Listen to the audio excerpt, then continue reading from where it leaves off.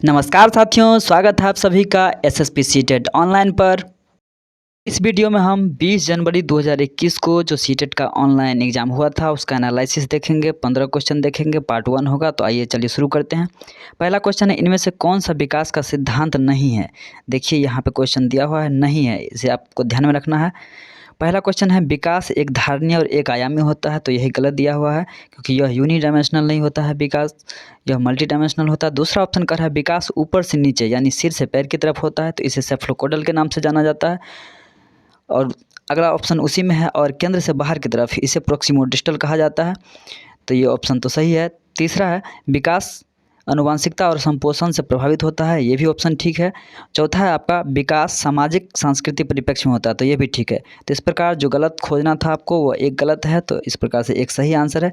देखिए विकास का और भी कुछ सिद्धांत है, जैसे विकास का निरंतरता का सिद्धांत है कि विकास निरंतर चलते रहता है, यह गर्भ से शुरू होता है, मृत्यु पर्यंत चलते रहता है। दूसरा है व्यक्तिक विभिन्नता का सिद्धांत। व्यक्तिक विभिन्नता के सिद्धांत के कारण ही कोई बच्चा अत्यंत मेधावी होता है, तो कोई मीडियम होता है, तो कोई स्लो लर्नर होता है। इसके बाद होता है विकास समान से विशिष्ट की तरफ चलता है, तो इसे भी आप ध्यान में रख सकते हैं कि बच्चा जो होता है पहले पूरा शरीर से रोता है, फिर आवश्यक अंगों का इस्तेमाल करता है। और होता है विकास का एकीकरण का सिद्धांत है, जिसके थ्रू बच्चा अपने शरीर के सभी अंगों को इकट्ठे यूज करना सीखता है।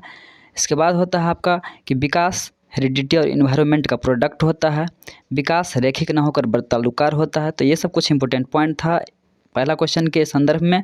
चलिए आगे देखते हैं नेक्स्ट क्वेश्चन की तरफ। नेक्स्ट क्वेश्चन कह रहा है, यह भी विकास से ही यानी वृद्धि विकास पहला चैप्टर है सीटेट में, और यदि आप सीटेट का एग्ज़ाम देने के लिए जा रहे हैं तो आपका वृद्धि विकास, सामाजिकरण और तीसरा पियाजे वाइगोत्स्की कोलबर्ग, यह 3 चैप्टर निश्चित रूप से आपको आना चाहिए क्योंकि यह बेस चैप्टर है सीडीपी का। देखिए दूसरा क्वेश्चन है, शीर्षगामी सिद्धांत यानी सेफलोकोडल विकास के किस क्षेत्र पर लागू होता है। पहला है गामक विकास, दूसरा है भाषा विकास, तीसरा है संज्ञानात्मक विकास, चौथा है नैतिक विकास। देखिए गामक विकास शारीरिक विकास का हिस्सा है, तो यह शारीरिक विकास का ही हिस्सा है जो आपका शीर्षगामी सिद्धांत है। इसमें विकास सिर से पैर की तरफ होता है, और दूसरा होता है प्रोक्सिमोडिस्टल समीप दूर विकास, जिसे अधोगामी विकास के नाम से भी जाना जाता है। तो यदि आप थोड़ा सा होशियार बनेंगे, आपको लगेगा शीर्षगामी सिद्धांत कह रहा है, मतलब मस्तिष्क का बात कर रहा है, खोपड़ी का बात कर रहा है, तो आप संज्ञानात्मक मार के आएंगे और आपका गलत हो जाएगा। तो इसलिए इसका जो आंसर है वो आपका 1 नंबर हो जाएगा। चलिए नेक्स्ट क्वेश्चन की तरफ बढ़ते हैं। और भाषा विकास, भाषा एक माध्यम है संप्रेषण का जिसके थ्रू हम कम्युनिकेट कर पाते हैं। नैतिक विकास, नैतिक विकास का मतलब होता है सही गलत को समझ पाना। और संज्ञानात्मक विकास, संज्ञानात्मक मतलब मस्तिष्क का विकास, तर्क करना, सोचना, प्रश्नों को सॉल्व करना। संज्ञानात्मक विकास से संबंधित है आपका पियाजे महोदय, वाइगोत्स्की महोदय, ब्रूनर महोदय, ये तीनों बहुत ही इंपॉर्टेंट है, जिसमें पियाजे और वाइगोत्स्की का क्वेश्चन तो निश्चित रूप से सीटेट में आता ही आता है।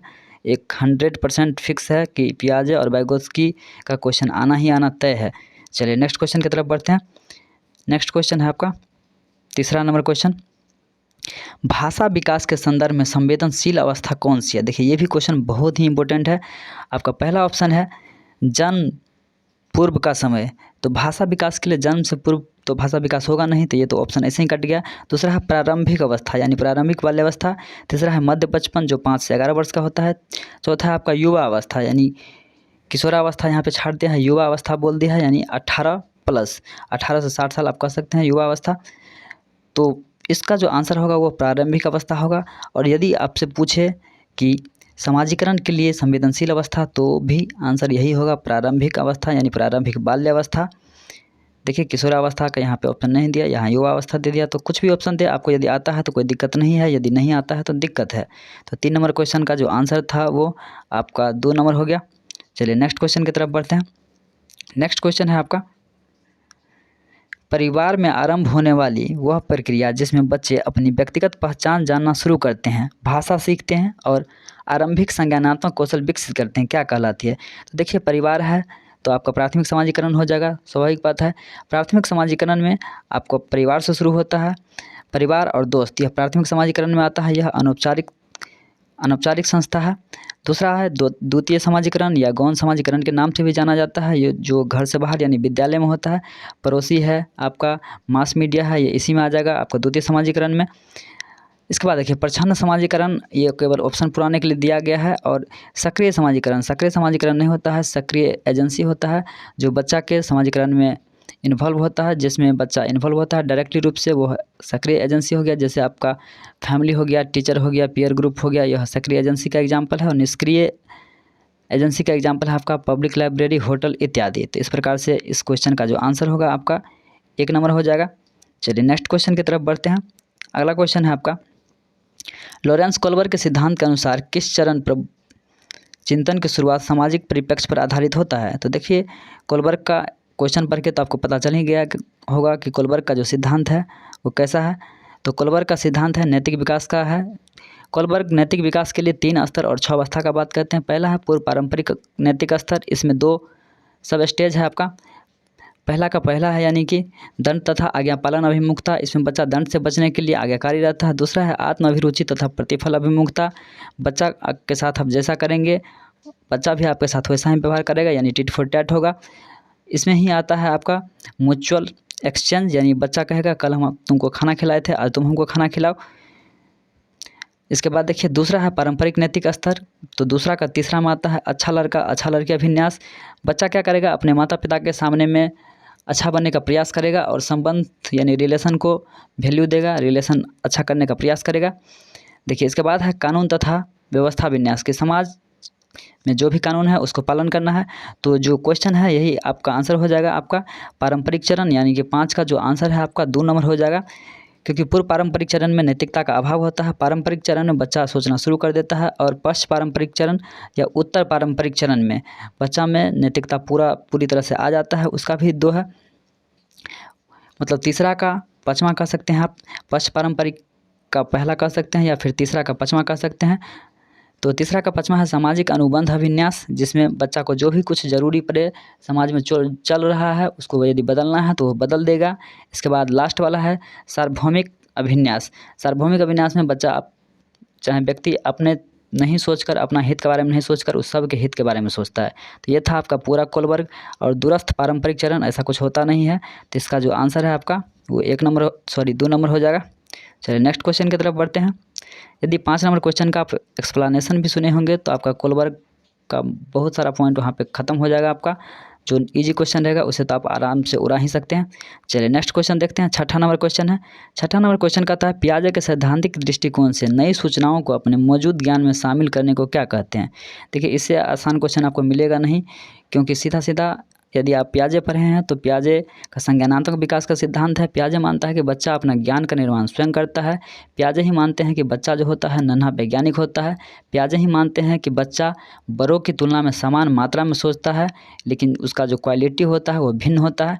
तो देखिए समायोजन, और आपको समझना है आत्मसातीकरण, असामाजिकरण, तो ये ऑप्शन ऐसे ही कट गया 2 नंबर का। और आपको संगठन, तो संगठन क्या है कि जो भी आपका सूचना मिलता है उसको व्यवस्थित पैटर्न में सजाना ही संगठन यानी ऑर्गेनाइजेशन कहलाता है।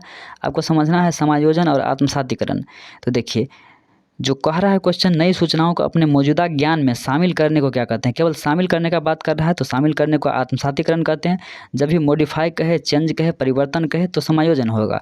इसे आप एग्जाम्पल के तौर पर समझिए। एक बच्चा का 4 पैर वाला यानी डॉग कुत्ता का स्कीमा बना हुआ है। जब वह बड़ा घोड़ा देखता है तो वह आश्चर्यचकित होकर बोलता है वाह इतना बड़ा कुत्ता।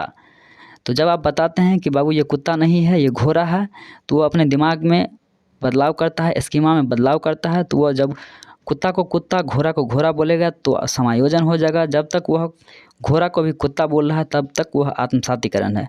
इस एग्जाम्पल को आप ध्यान में रखेंगे, आपका गलती नहीं होगा। चलिए नेक्स्ट क्वेश्चन की तरफ बढ़ते हैं। अगला क्वेश्चन है मीना अब शब्दों का प्रयोग करने लगी है तथा यह सोचने लगी शब्द वस्तुओं के प्रतीक हैं। अब तर्क करने लगी है परंतु प्रत्ययों का संरक्षण और क्रमबद्धता नहीं कर पाती है। मीना पियाजे के संज्ञानात्मक विकास की किस अवस्था पर है? देखिए बहुत ही अच्छा क्वेश्चन है। 7 नंबर क्वेश्चन आपका ऑप्शन है आपका पूर्व संक्रियात्मक अवस्था, दूसरा है अमूर्त संक्रियात्मक अवस्था, तीसरा है संवेदीगामक अवस्था, चौथा है मूर्त संक्रियात्मक अवस्था। तो संवेदी प्रेरक अवस्था में बच्चा लक्ष्य निर्देशित व्यवहार करता है और वस्तु अस्थायित्व आ जाता है। दूसरा है पूर्व संक्रियात्मक अवस्था। पूर्व संक्रियात्मक अवस्था में बच्चा एक तरफ से सोच पाता है, अहंवादी होता है, इसमें संरक्षण का कमी होता है यानी कि सेंट्रेशन होता है, कारण प्रभाव समझता है, बच्चा में प्रतीकात्मक सोच आ जाता है और क्रमबद्धता नहीं होता है। तो ये सारा ऑप्शन देखिए दिया हुआ है कि बच्चा प्रतीकों को समझ पाता है, लेकिन उसमें संरक्षण और क्रमबद्धता नहीं आता है, क्योंकि संरक्षण और क्रमबद्धता है यह मूर्त अवस्था में आता है। तो इस प्रकार से आप ऑप्शन 1 के साथ जा सकते हैं आसानी से। पूर्व संक्रियात्मक अवस्था और औपचारिक संक्रियात्मक अवस्था में अमूर्त संक्रियात्मक अवस्था। अमूर्त संक्रियात्मक अवस्था में बच्चा अमूर्त रूप से सोचना शुरू कर देता है। जो चीज़ उसे नहीं दिखता है उसके बारे में वो सोचना प्रारंभ कर देता है। इसमें निगमनात्मक तर्क आ जाता है, इसमें वैज्ञानिक सोच आ जाता है। मूर्त संक्रियात्मक अवस्था। मूर्त संक्रियात्मक अवस्था में बच्चा संरक्षण समझ जाता है, सकर्मक अनुमान समझ जाता है, बच्चा दोनों तरफ से सोचना शुरू कर देता है, क्रमबद्धता भी आ जाता है इसमें। तो ये था आपका पियाजे महोदय का जो भी स्टेटमेंट दिया हुआ था उसका हम डिस्क्राइब कर दिए। चलिए नेक्स्ट क्वेश्चन की तरफ बढ़ते हैं। नेक्स्ट क्वेश्चन है आपका, समीपस्थ विकास के क्षेत्र का संप्रदाय किसने प्रतिपादित किया। तो इससे आसान क्वेश्चन आपको मिलेगा नहीं, क्योंकि बहुत ही आसान क्वेश्चन है।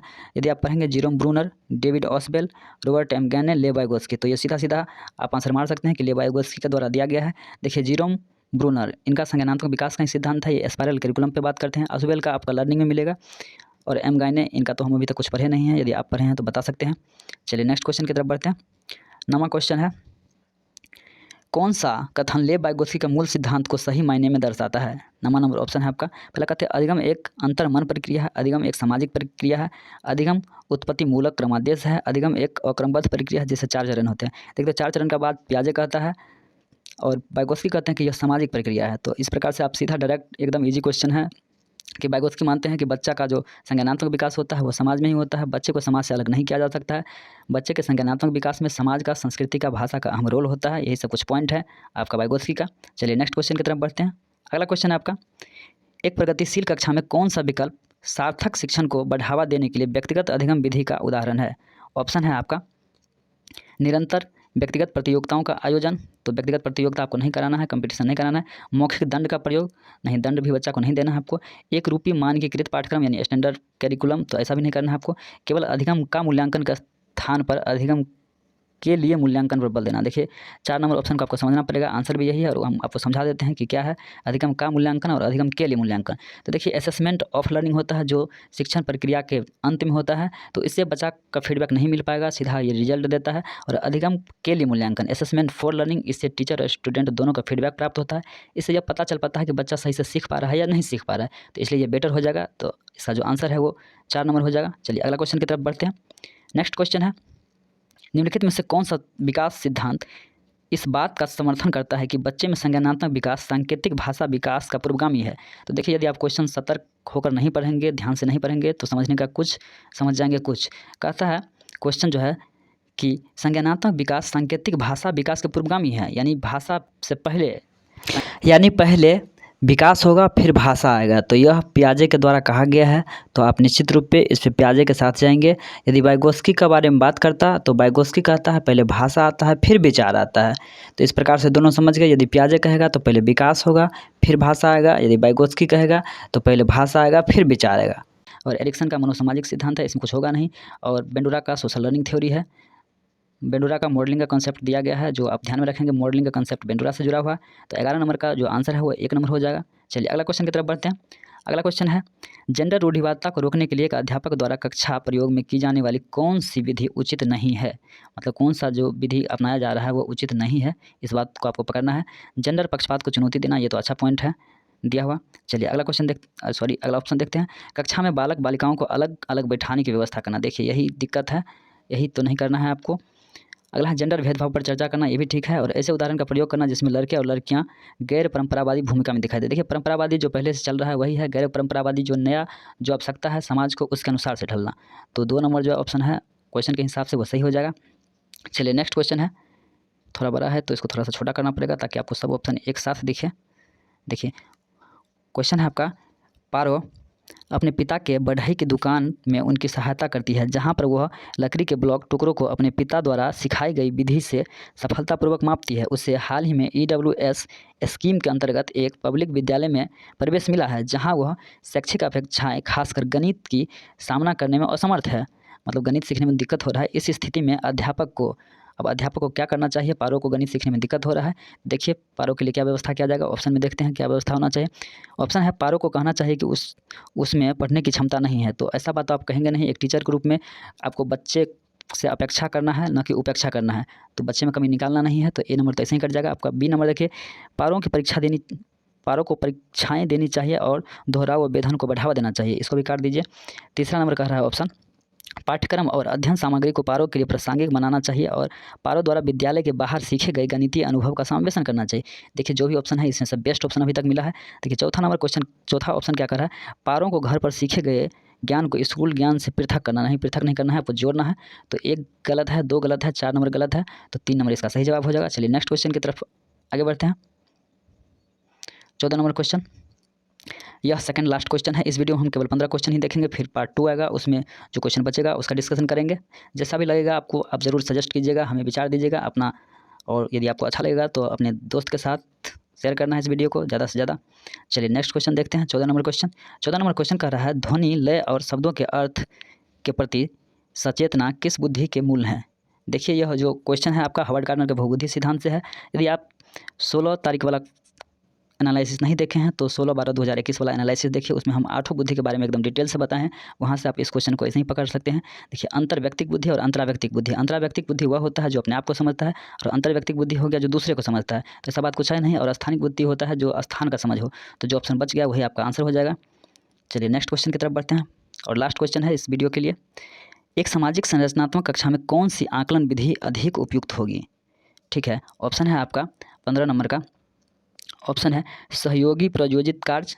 इसके बाद देखिए दूसरा है एक शब्दोत्तर वाले वस्तुपूरक प्रश्न, मानकीय परीक्षण, स्टैंडर्ड परीक्षण, इसको तो ऐसे ही काट के हटाइए, मात्र स्मरण आधारित परीक्षा। तो 2, 3, 4 ऐसे ही गलत है, आपका 1 नंबर सही हो जाएगा। तो यदि आपको वीडियो अच्छा लगे तो निश्चित रूप से चैनल को सब्सक्राइब कीजिए, लाइक कीजिए, वीडियो को शेयर कीजिए। Thank you.